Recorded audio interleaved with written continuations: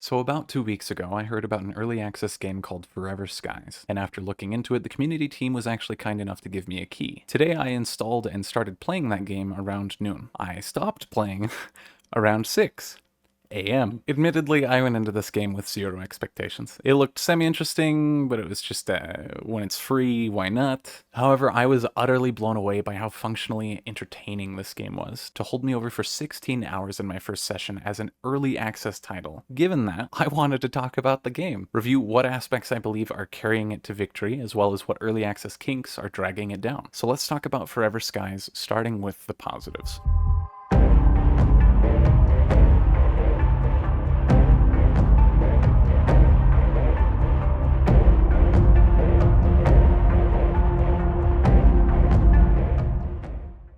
You start off the game by crash landing back to planet Earth, and after leaving your landing pod and wandering around just long enough for your hunger bar to get low, you are met with an inconspicuous fruit called the sun melon. Like any savvy survival player, you eat it only to be immediately notified that you have acquired photophobia, and will be injured when looking at light. While hating the sun is nothing new to anyone watching this video, it absolutely sets the tone for the game and everything to come, which is nothing on this planet wants you here. Anything you eat unprepared can and will likely hurt you, if not directly aid in your death. Any structured semblance of humanity is on its last legs and ready to collapse without warning. Flying too low will result in your airship getting sandblasted into oblivion, if not hole-punched by flying pieces of metal. Flying too high will result in you shitting your pants when you get struck by lightning. Everything you find everywhere you go is death. I know some people have been turned off by other conceptually similar games for being too cartoony, but I can promise anyone that has that concern that it is not the case here. Speaking of exploring, the map is huge, and I mean huge. After 16 hours, I still can't tell if the map is procedurally generated or static, and that's with an airship that can reach 100 kilometers an hour. Normally, a massive sandbox can be pretty annoying when it comes to traversing it, just because even if point A and point B have really engaging activities, if it takes 30 minutes to get between them, then what is the point? While initial travel time in the game is slow, there is no point you need to traverse to early on that makes it very noticeable. And by the time you need to go anywhere significant, you're already able to boost your speed by over 6 times. Sure, that ground elevator might be 2 to 3 kilometers away, but when your blimp has cruise control at 100 kilometers an hour, you don't really notice. Let's talk about the aforementioned point A and point B though, because I was pleasantly surprised at the amount of diversity offered between them from an early access 1.0. Throughout the map, there are a ton of different outposts, we'll call them. They can be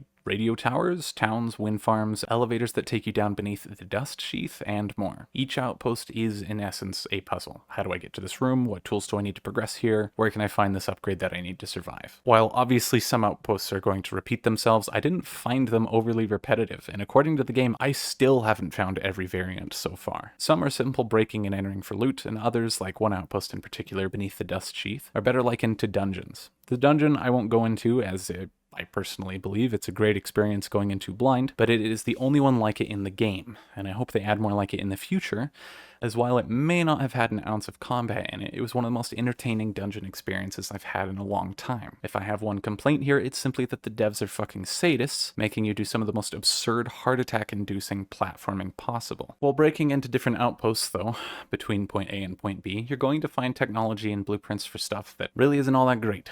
Or so I thought at first. This was actually going to be in the cons section, but the more I played and the more I found it unlocked, the complaints I had were eliminated one by one. I'll give 2 quick examples. Basic resource gathering. It's tedious as hell. If I had to compare it to anything, it's about the same as the hunting minigame from the Oregon Trail. Like, it is that bad. A lot of your early game between outposts is going to be spent on your deck extractor, harvesting materials from tumble metal, and it sucks. However, you eventually find things like a freezer, or the greatest module in the game by far, the automatic deck extractor, which takes the most tedious part of the game and turns it into an afterthought, so long as you have power. Combine that with the customization offered in shipbuilding, and you really do feel like you're making meaningful progress with each section you add. Not to Todd Howard you here, but this game works as an early access, and I did not expect it to. Don't get me wrong, I'm not trying to pretend like it didn't have its fair share of bugs, because it did. But the bugs I encountered had such a minimal impact on gameplay, it's not even worth trying to list them out. And if anything, I found them far more entertaining than I should have. Through 16 hours of gameplay, I only had one actual hard crash. But it was when I was exiting to the main menu, so do we even care?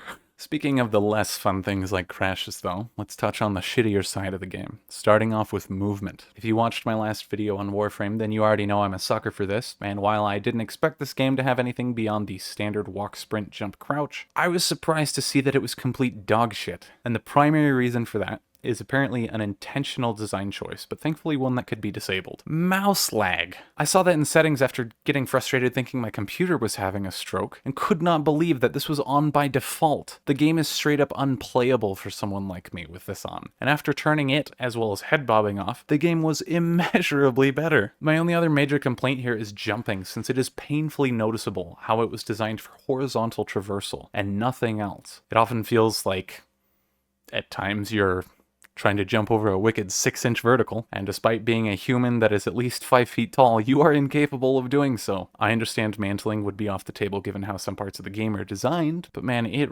really feels bad stubbing your toes on everything. I'm not really a fan of stamina functions, but I'll deal with them. Not really a fan of stamina being tied to your character's energy, meaning how long has it been since your character last slept, but I'll also deal with that. What I'm having a very hard time dealing with, though, is stamina being tied to actual action speed. Low on stamina? Yeah, that knife animation, that swing, it's gonna take you 5 years. And then stamina not only being required to sprint, if stamina is below 25%, you can't even sprint. You can't even use that bar. Like, it's further gated. To what end? I don't get it. The obvious answer is to just keep your character rested, and I get that. But good God, man, please disconnect speed from stamina thresholds. It's already painful enough having stamina dictate when you can run. Don't further gate it by making stamina even more pointless. I'm not going to dwell on this too much, as it's early access 1.0, so what can you really expect? But the story is non-existent right now, and that's something you should know going into the game.